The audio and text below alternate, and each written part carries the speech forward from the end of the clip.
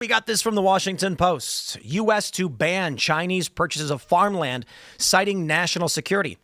They say the U.S. Department of Agriculture Chief Brooke Rollins announced Tuesday the U.S. government will move to ban sales of farmland nationwide to buyers tied to China and other foreign adversaries, citing threats to national security and food security, an effort that casts uncertainty over property currently held by China-linked investors.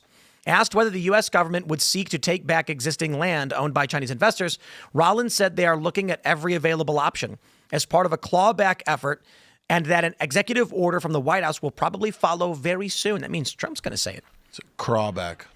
Crawback? Yeah. It's a crawback. Oh. It's a China joke.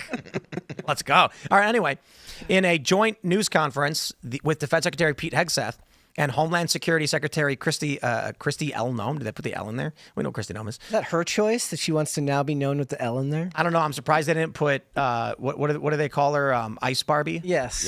That was the first question. I was like, what costume is she wearing today? She really does seem like it seems like she gets like dressed up in costumes. The way she was holding that gun was extremely awkward, and the whole kit stuff. She should do an Iron Man cosplay. She should. But I mean, it's always like context dependent too. She's got like, if she's going out with the ice guy, she's dressed up like she's going to go kick a door into. The full lashes on her eyes. Exactly. Yeah. It's great. Yeah. I love it. I felt bad because a lot of times I'd point that out. I'm like, come on, it looks like a costume. And nobody ever, they're like, look, I like her better than whoever was there before. I'm like, that doesn't mean we can't make fun of this too. I mean, you can do good work and still get made fun of. Absolutely. Wait, are the Chinese people farming? Or are they just buying it? I think they're just buying the land. I don't know that they're actually farming anything on it. A lot of the land is near military bases. Is that why I've been noticing milk's been tasting a little soy saucy? They're not dairy farms. I don't know. What kind of farms are they? Like corn? I think they're just probably. I don't even know if there's actually anything being grown on it. They're just buying the land itself. Yeah. Look, man, you can't, like, China's an adversary. I know there are a lot of people that are like, oh, you can't say that stuff because you're xenophobic. I don't care. Like, China is an adversary. And so, like, we shouldn't allow a foreign adversary to have property near some sensitive locations. We just allowed them to fly a balloon all the way across the country, straight over where all the nuclear intercontinental ballistic missile silos are. You know they were taking pictures. It's time for the United States to take China seriously as a threat. There is actually something nefarious there about the idea that they don't even have to be growing anything there and doing anything actively nefarious. The idea is just there's only so much land and they could just buy it up and not use it.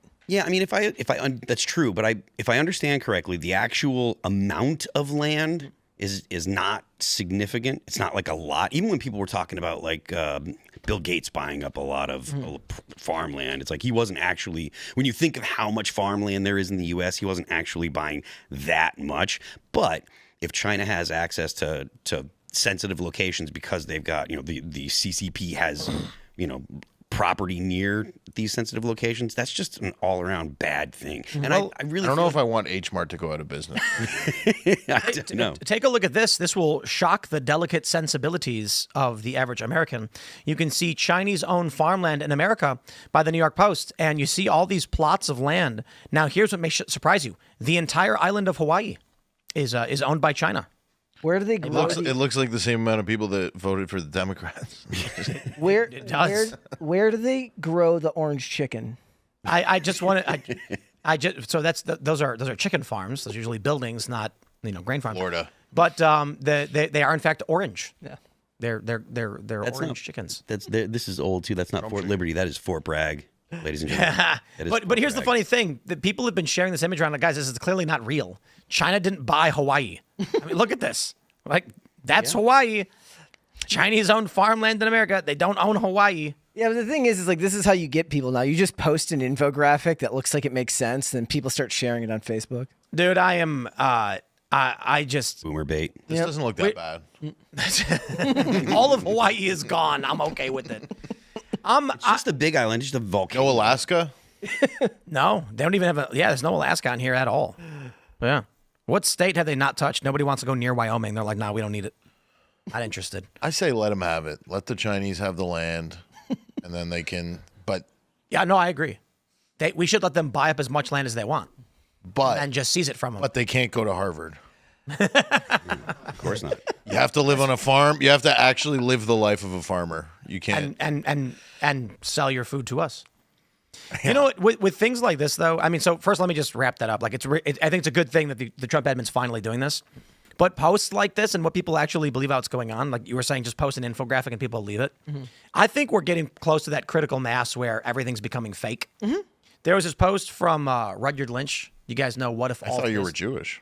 Me? No. I saw it on an infographic. Yeah. Spend too much time on X, man. But, you are joking, but those infographics where it's like they got a list of people and they put Stars of David on them? Luke Rudkowski was on We Are Change. They put him on it. And they were circulating this thing and showing all these people in media with Jewish stars on them, and Luke was on it. And then everyone started laughing because Luke's not Jewish. And he's like an independent media guy, and he was like, "What is going on?" And apparently the person made it apologized. So I mean, this it's fake. Rudyard Lynch has this long post where he told everybody, he said, "Get off the internet now, cut yourself off, and just survive because everyone's gone insane." That's the one good thing about anti-Semites. If they say you're Jewish and they're wrong, they will apologize. I mean, this is true, though. Like, for the most part, now with any amount of media that I take in, part of my brain is like, maybe I don't believe that it's fake, but I'm ready to believe that just about everything that I'm watching is fake in some way. Even the stuff that I agree with. Like, I was watching a video today from a YouTube channel called Forgotten History on, like, the history of George Soros and how evil this dude is. And I'm watching it, and I'm like, yeah, that sounds right, but this dude could just be like, this dude hates people on this side of the aisle. Maybe he just wants to hate this guy, and they're spewing a bunch of BS. I don't know. I'm going to assume that they're telling me the truth. Have you seen the history of George Floyd? I have. It's a vastly different history. That one's real. Yes. But the point is that we're at critical mass as far as information goes, and you don't have time to do the research into literally everything that you're reading. You do for work because you're up here all day doing segments. It's your job. Most people don't have that. Most people are taking in their bits of information in between their day, and eventually you're just going to accept that nothing is real. Yeah, but I mean, this is the reality. Like, you will get more views and make more money by making fake content than real content. Yep. Absolutely. And that's, I think, is happening more and more and more, because if you're like a young person and you just don't know how to get a piece of the pie and you can't afford a house and you can't find a job, you're probably going to fall into this moral framework of, no one cares about me. Why should I care about anybody else? I should just get mine and get out. Mm-hmm. And so what's happening is more and more young people, like Dean Withers is a really great example. He makes videos where he just argues with like random low IQ, non-political individuals. And it's content that there's an audience for. So instead of actually engaging in the political debate, in the actual ideas, he says, let me find someone who has no idea what they're talking about so I can talk about how stupid they are and then insinuate all Trump supporters are. And then he gets a bunch of views from it. And he uses that and he makes money. Call that slop, right? I suppose. But it's the dominant form of media right now across all social media platforms. Have you seen these videos on Instagram where it's like, there's a video where there's a guy cutting a tree down and then a squirrel flies out of it. And then it's like playing sad music and it says the squirrel was hurt and it shows the squirrel crawling. And then it says, but he was nursed back to health. That tells this story, but it's all clearly different squirrels. Yeah, they do that with dogs and cats. But then you look at the comments. Yeah, you look at the comments and it's just everyone going like, oh, he saved the squirrel. And it's just like, that's just not real at all. I mean, it's just creative storytelling. That's all it is. Most people's brains aren't really on. So they just they'll just watch and share things. It's almost like the more fake, the more easily digestible it is sometimes. It's true. It's true. But that's why people are Democrats. But for real, I mean, like AOC may be dumb as a box of rocks, but I actually think she's probably a midwit.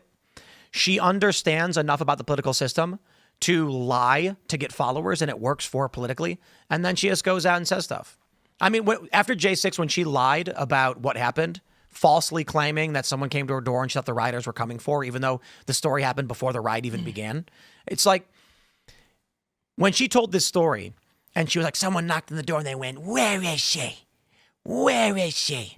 And then she's hiding in the bathroom saying she thought she was going to die. And it's like, no, you didn't. That happened an hour before the riots even started. Nobody was even at inside the Capitol at all at this moment. But she knows she has stupid followers and they're going to eat it up. It's red meat.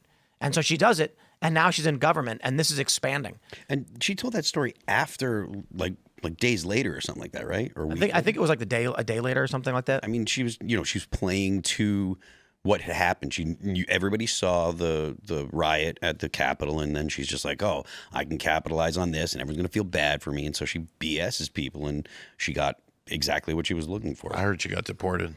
I wish. Well, no, she was at the border crying, and then nothing was going on. Where is she from? Not the Bronx. She was crying at the border? Remember the That was like a CBP facility or ICE facility? ICE facility. She got deported to upstate New York, I think. Yeah. Sent her upstate. She's like, Back home. Yeah. Back But home. she's not not real. from the Bronx. no, she's definitely not. Thanks for checking out this clip from Timcast IRL. Make sure to watch the show live Monday through Friday at 8 p.m. Subscribe to this channel, and we will see you all there.